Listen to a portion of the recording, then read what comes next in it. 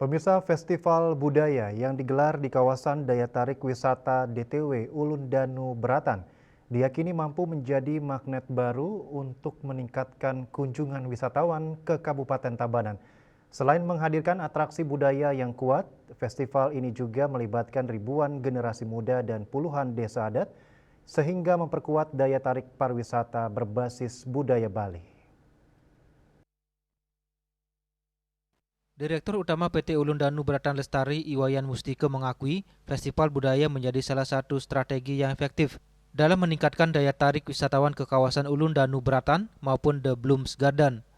Optimisme tersebut diperkuat dengan program pertunjukan budaya yang rutin digelar seperti pementasan tari barong, tari kecak, serta berbagai kesenian tradisional Bali lainnya.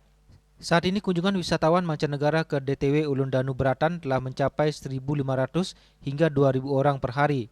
Sedangkan The Blooms Garden menargetkan kunjungan di atas 1.000 wisatawan.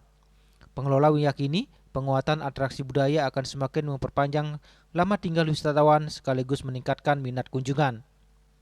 Tapi Astong Kare kita percaya dan yakin Ulun Danu dan The Bloom tetap akan meningkat karena kita punya konsep setiap minggu pertama dan kedua itu ada pementasan barong, kemudian kecak dan sebagainya lah. Tarian Bali itu yang budaya kita juga angkat. Keberadaan festival budaya dan berbagai pengembangan destinasi diharapkan tidak hanya meningkatkan jumlah kunjungan wisatawan, tetapi juga memperbesar manfaat ekonomi bagi masyarakat lokal.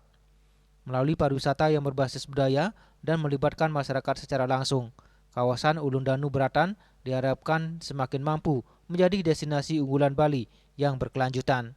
Yana dan Mastike, Bali TV.